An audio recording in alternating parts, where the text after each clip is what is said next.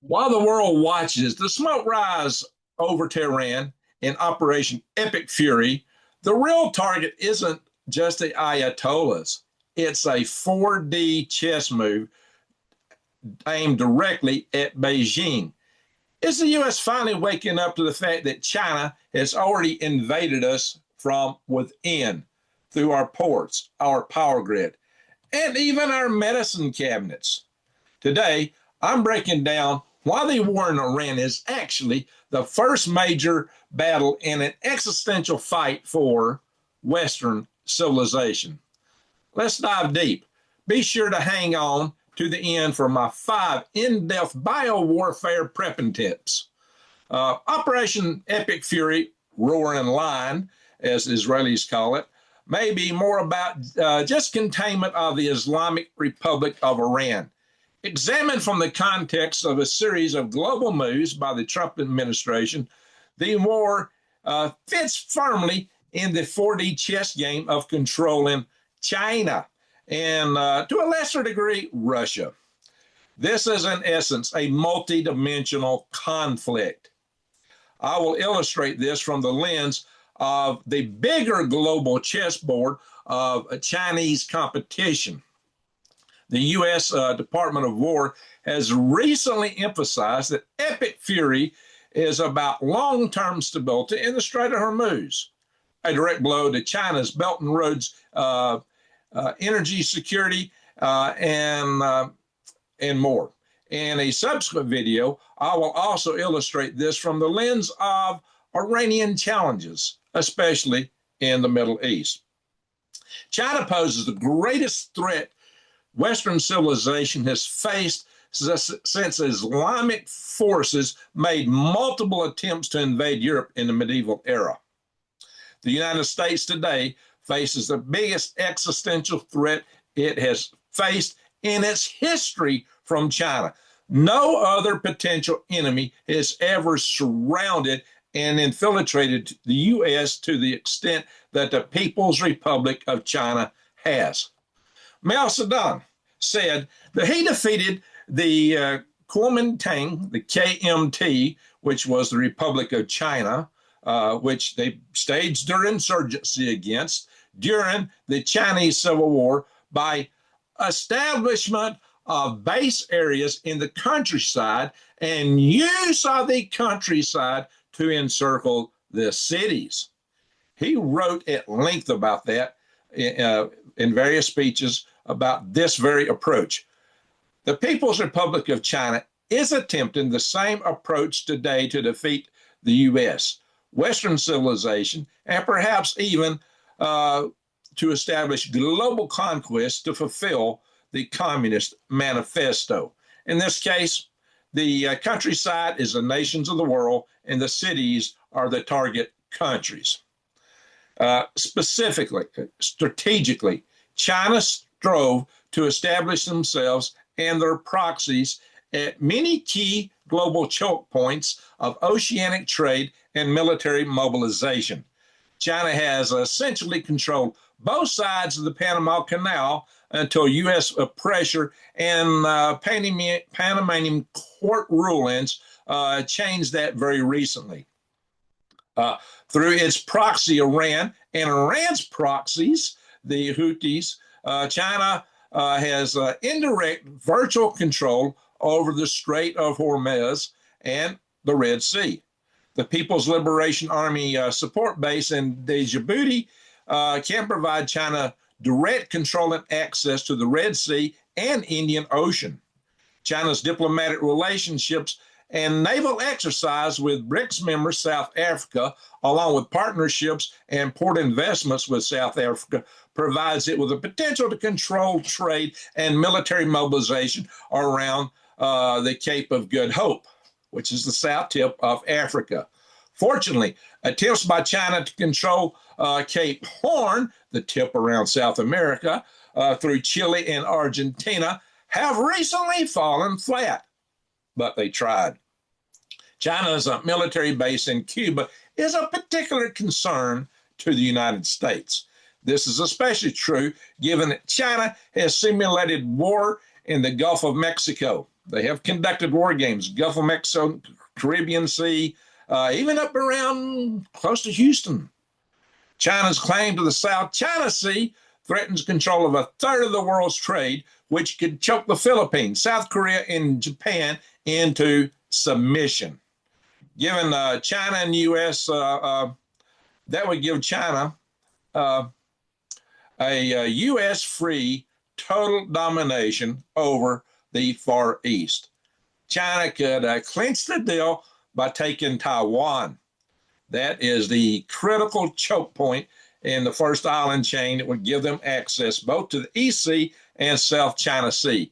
Those trade routes through the Strait of Taiwan are essential to the survival of Japan, and that's why they have vowed to defend Taiwan.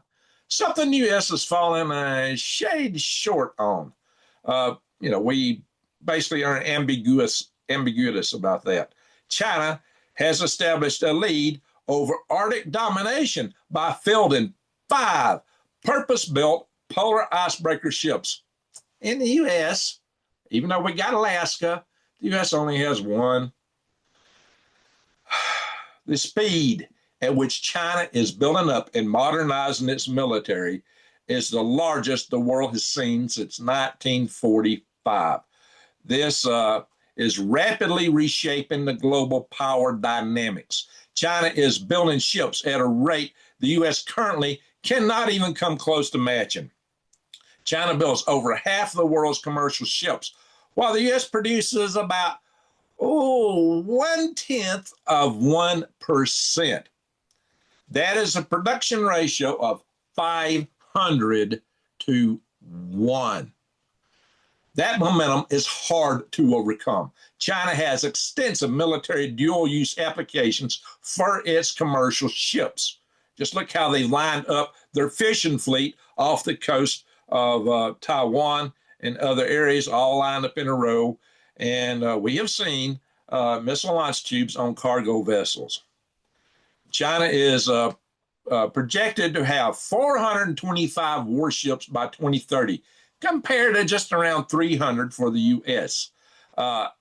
Their new production line for adding to their fleet of J-20 stealth jet fighters is bigger than the entire F-35 production capability of the United States. America won every war it's won since the Revolutionary War by attrition because the U.S. outproduced its competitor. So just how smart was it that we outsourced our manufacture to the one nation that's become our biggest threat? Not only that, but we are almost totally dependent on them for the medicines that keep us alive. Something has to be done about that, and done fast. Our very survival depends on it. Unfortunately, most Americans are blissfully ignorant to this. It is high time we wake up our fellow Americans. It will take some tough sacrifices to correct this situation, but it has to be done, and done pronto. China has set up global banking, trade, and financial systems to rival and potentially surpass those established by the United States with its post-World War II Bretton Woods world order in its quest to displace the global West. And China has bribed its way into a number of Pacific and Caribbean islands. This alliance that they are building, along with their Belt and Roads initiatives, is providing China with extensive global access. And you got to remember, a lot of those ports are dual use. China has directly sponsored Iran by sending money, buying Iranian petroleum products, and sending rocket fuel to Iran. All those rockets and missiles that Iran and the Houthis launch, and a lot of stuff from Hamas, comes through our good friends in China. Yes, Iran in turn has sponsored its proxies to launch attacks, which have been drawing down critical U.S. munitions and keeping the U.S. distracted in other theaters while China builds up. The current Operation Epic Fury, Roaring Lion, further erodes U.S. stockpiles, though this part may be part of a U.S. plan to contain China. More on that in a little bit. Within the U.S., China has established massive influence in our media, universities, corporations, and social infrastructure. China has 10 Confucius Institutes across the U.S. and joint projects with numerous professors at major universities, not to mention some secret Chinese police departments located here in the U.S. We shut some down, the ones we knew about, but what else is here? There are 600,000 Chinese students attended these universities I just mentioned. China land holdings near our major military bases could be launch points for military-style drone attacks similar to or even more sophisticated than the Operation Spiderweb attacks that Ukraine launched against Russia, taking out a number of Russia's strategic bombers. China controls crane cameras at U.S. ports, which can alert them to U.S. Military mobilizations from those facilities. China has hacked U.S. military and commercial computer systems. China has even hacked key elements of the U.S. power grid, along with other key infrastructure systems. Open borders during the Biden administration enabled thousands of military-aged young men to slip into America. Many of these young men are suspected of being members of sleeper cells poised to attack critical U.S. infrastructure from within in the event of a U.S. conflict with China. Even Latin American drug cartels operating within the U.S. have strong ties to China through laundering money through Chinese banks and getting their constituent chemicals for drugs like fentanyl from China. Could they also be poised to attack the U.S. from within and from the south border during a Sino-U.S. war? Already, fentanyl takes around 700,000 American lives per year, far more than the 58,220 some odd lives the U.S. lost during the entire 12 years of the Vietnam War. I have long maintained that China is already at war with the U.S., that we have just been too dumb to know it. The one thing that worries me by far the most is China's prospective drive to take out the U.S. population through biowarfare. I have recently detailed in my video China's threat to you, which I showed what many believe to be a leaked secret speech by former Chinese Defense Minister General Chi Haoting, and that was to high-level Chinese Communist Party cadres sometime before his retirement back in 2003. There he allegedly justified and outlined plans to wipe out the United States, Canada, and Australian populations. That speech's authenticity is debated by some mainstream scholars, but however, it is widely believed by numerous analysts. It is well documented that General Chi Haoting stated that war between the U.S. and China is inevitable. And that's what a lot think. Then I pointed out to a vast array of breadcrumbs. This seems to validate the Chinese plans for biowarfare attack on the U.S. Statements by Chinese military leaders, Chinese research into genetic warfare weapons, a 100% fatal form of coronavirus that they developed, congressional testimony, and of course, these Chinese biolabs in the U.S., which we've recently been finding. Probably not found nearly enough of them yet. We've only found 2 so far. And they were covertly hidden. No amount of U.S. military equipment in the form of weapon systems can stop microbes. The FBI needs to step into high gear to find these labs in the U.S. Foreign nationals associated with these labs and drug cartels need to be tried and sent to prison or deported. Any U.S. citizens associated needs to be tried for treason and dealt with accordingly.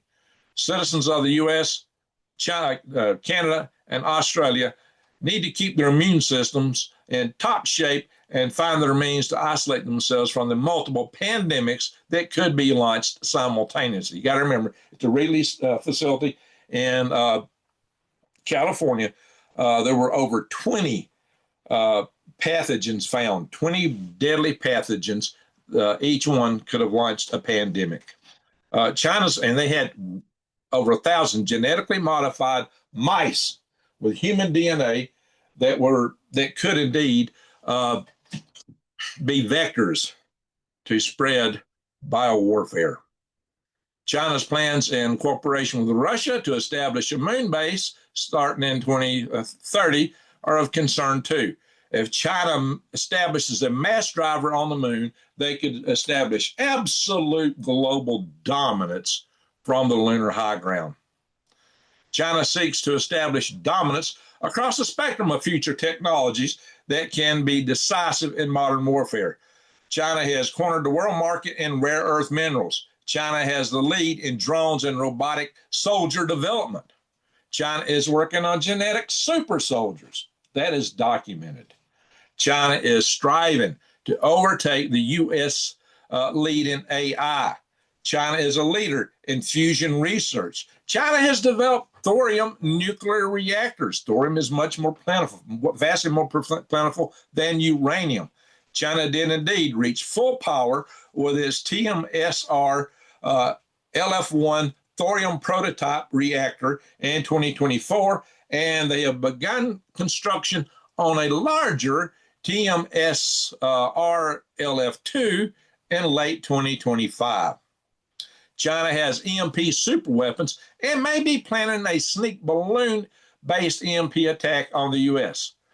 I have detailed exactly how that can work in a previous video based on my activities launching rockets and balloons over a quarter century ago. China would be a great ally if China was not dominated by the CCP with its nefarious plans against us. Yeah, they're so capable technologically, and there's good people there. Yeah, unfortunately, China's great people live under the yoke of the CCP. Medium would lock out, but their social credit system and internal security forces make that exceedingly different. For all this military money China spends, they spend more on internal security. It says a lot about the state of that state. Not something you would want to live under. China possesses a clear and present danger to every life in Australia, Canada, and the U.S., and across the globe, too. Western leaders have been blissfully ignorant, or they've been blissfully ignorant of, or worse yet, complicit with this threat until now. Against this backdrop, several of the moves the Trump administration makes a lot of sense. The Donroe Doctrine is meant to keep China and Russia out of the Western Hemisphere. Trump applied pressure to get China out of the Panama Canal. The Panamanian Supreme Court finalized the ruling that the C.K. Hutchinson, a Hong Kong-based Chinese-owned company, had port concessions that were unconstitutional. Panama has since occupied those ports, a major win for the Donroe Doctrine. Trump has ousted Chinese vassal Maduro in Venezuela by cutting off Venezuela oil and pressuring Mexico not to send oil to Cuba. The Chinese-Russian vassal communist state of Cuba is finally on the verge of falling. By closing the U.S. border with Mexico, the U.S. has effectively stopped the flow of potential sleeper cell members and greatly reduced the flow of deadly drugs into the U.S. ICE has been working to deport drug cartel members who have been tracking into death and slavery in the U.S. What do you think human trafficking is? It's slavery. I hope that we are getting sleeper cell members in those sweeps too. Now, I've heard that Trump says we're aware of something like over 1,800 of them. They need to get them out. Tariffs were imposed in the hopes of reshoring manufacturing back to the United States. Like I said, you got to have some pain to get some gain. And there will be some sacrifices. Trump has solidified NASA's focus on the lunar high ground. The Space Force needs to be right behind NASA. The boldest and riskiest move of all to date has been Trump's war on Iran. Iran, with its proxy, the Houthis, has possessed the capacity to shut down the two choke points critical to trade with Western nations and our allies in the Far East, the Strait of Hormuz and the Red Sea. Iran is a proxy to Russia, but mainly a proxy and chief benefactor to its chief benefactor of China. Iran long diverted both our interest and our munitions. If the current Iranian conflict concludes in such a way that it takes away any hope of China for being able to control the Strait of Hormuz or the Red Sea, then that will serve as one more step by the Trump administration to break China's game of using key countries as the base areas around the countryside to use for the use of the countryside to encircle the cities or Western nations that it hopes to topple. Special attention needs to be paid by the FBI, Department of Justice, ICE, local law enforcement, and our international friends to limit China's prospects for conducting biological warfare against us. If you see any suspicious activity in this regard, report it. Write, call, and email your government representatives and demand action. You can share my videos on these topics just to show them how important this is. Remember, we got a lot of people to wake up. Be prepared to isolate yourself if these multiple pandemics break out. Do you have everything you need to survive at home for maybe 3 months without having to go out? Can you hermetically seal your home? Get HEPA filters and bring in fresh filtered air. Have antibiotics, and above all else, keep your immune system happy. Well, now let's dive deeper into that. Let's dive deeper into these critical prepping aspects of a potential biological warfare. Let's call this the 3-month hermit strategy. This is my 5 points here. 1, you need to be rotating deep pantry versus emergency food buckets. The tip here is don't just buy 25-year pails if a bio event happens. You need some comfort calories to keep your immune system from crashing due to stress. Buy a 90-day working pantry of things you actually eat and save the freeze-dried stuff for the last resort month or subsequent months, given that these events are likely to be coupled with a grid down. Do you have heirloom seeds for your garden? These things are all important. They're all critical. And yeah, the long-term food storage is crucial too, because it may be years. If we have a war with it that yields a nuclear winter, it may be a while before you can garden, and the long-term stuff will come in very handy. So another thing is advanced air filtration. We'll call this the Greg hack. HEPA filters. So let's get more technical on this for your positive survival. I say positive intention because what you need is a positive pressure concept. In biowarfare scenario, you just don't want to have a filter system sitting in your room. You want to create positive pressure by using a high CFM, which is cubic feet per minute, fan, and a MERV 16 or HEPA filter to blow into a sealed room. So that filter filters the air out, filters out the contaminants. You force air out through the cracks, preventing contamination from leaking in. So your house has a higher pressure inside than outside. That keeps stuff from coming in. And then there's the Corsi Rosenthal box. Here's a DIY solution.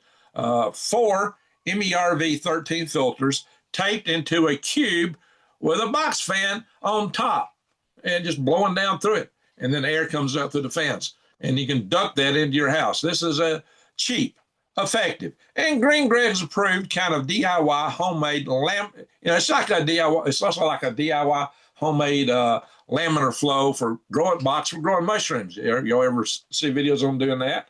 They're out there. And I've, set up to grow mushrooms once myself. So, and have a HEPA filter laminar flow system.